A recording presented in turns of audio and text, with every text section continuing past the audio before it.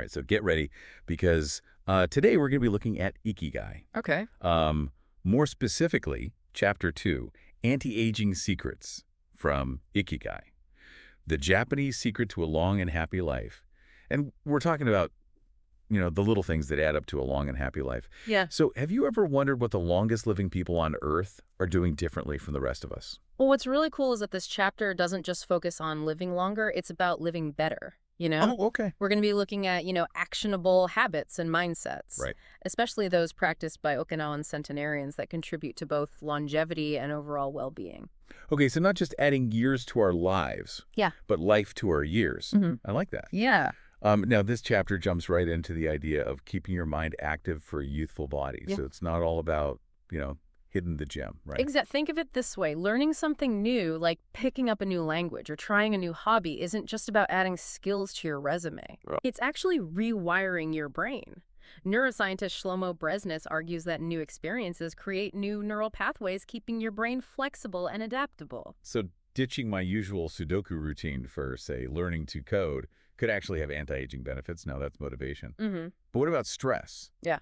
We all know it's bad, but this chapter really digs into the how. Yeah, think of chronic stress as like a constant low-level attack on your body. Okay. It speeds up aging at a cellular level. Oh, wow. The book mentions a study on stressed mothers where their telomeres, you can think about them like the plastic tips on shoelaces that protect them from fraying. Okay. They were significantly shorter than those of less stressed mothers. Interesting. And shorter telomeres are linked to faster aging and disease. Basically, stress is fraying our shoelaces, so to speak. Whoa. That's a powerful image. So basically, our everyday worries and anxieties are literally wearing us down. But the book doesn't just leave us panicking, right? There are ways to combat this. Absolutely. The chapter highlights mindfulness techniques as a really powerful tool, Okay. It's not about eliminating stress entirely because, let's be real, that's impossible. Right. It's about becoming aware of our stress response. It's about choosing how we react instead of just letting stress sweep us away. So more like riding the wave of stress rather than getting completely wiped out. Exactly. That makes sense. But there's this other interesting point I noticed about stress and purpose. The book suggests that people who are deeply engaged in meaningful work, even if it comes with some stress, often outlive those with overly relaxed lives. Hold on. Am I hearing this right? Does this mean my high-pressure job could actually be good for me in the long run? Well, it's not just about being busy. It's about finding meaning in what you do. And this goes back to the idea of Ikigai. Right. Your reason for being the chapter suggests that pursuing your purpose, even if it involves some stress, can be a positive force for longevity. So it's not about avoiding stress altogether. It's about finding the right kind of stress, the kind that fuels our passions and gives us that sense of purpose. Now, let's talk about something a little more practical. The Okinawan diet. I'm intrigued by this 80% secret. What's that all about? The Okinawans have this principle called hara hachibu. Okay. It's about mindful eating and stopping when you feel 80% full. Okay. This reduces strain on your digestive system and may even lower levels of IGF-1, which is a protein linked to accelerated aging. Okay. Confession time. I'm a total plate cleaner. Yeah. Anyone else struggle with this? So smaller plates, slower chewing, really paying attention to those fullness cues. These are all ways to put this principle into practice. I never realized those seemingly small choices could have such a big impact on aging. It ties in really well with the whole Okinawan philosophy of balance and moderation. It's not about deprivation. It's about enjoying your food, but just being mindful of your body's signals. And speaking of things we often take for granted, this chapter also emphasizes the power of sleep as an anti-aging tool. It's not just about beauty sleep, is it? Right. While we sleep, our bodies produce melatonin. It's a powerful antioxidant that boosts immunity, protects against disease, and even slows cognitive decline. It's like an overnight repair crew just working its magic. Wait, melatonin? Isn't that something you can just buy as a supplement? You can, but our bodies naturally produce it, and the quality of our sleep directly impacts how much melatonin we generate. And here's the catch: that production naturally declines after age 30. So we're not just talking about getting enough sleep, which they say is about 9 to 10 hours, for peak performance. That in itself seems like a challenge. Yeah. But making sure that sleep is high quality, that's a whole other level of sleep awareness. It might seem like a lot, but think of it as an investment in your long-term health and vitality. These are, the practices of centenarians who are clearly doing something right. They're the experts. Welcome back to our deep dive into Ikigai.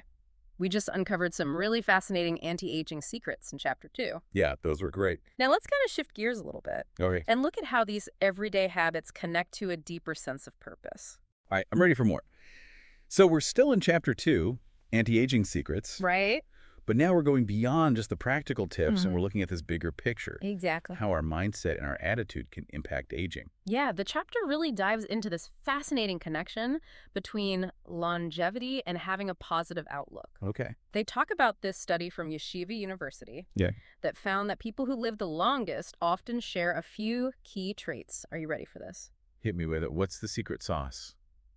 These folks, they tend to have a positive attitude and a really strong emotional awareness. Okay. It's kind of like that saying, life is 10% what happens to you and 90% how you react to it. Okay. That makes sense, but it's easier said than done, right? Yeah. Life throws curveballs. Right. Things happen. Sure. How do we cultivate that kind of resilience, Right. especially as we get older and we tend to face more challenges? Well, the chapter doesn't really offer like a step-by-step guide or anything, Right. but it really emphasizes the importance of cultivating this mindset.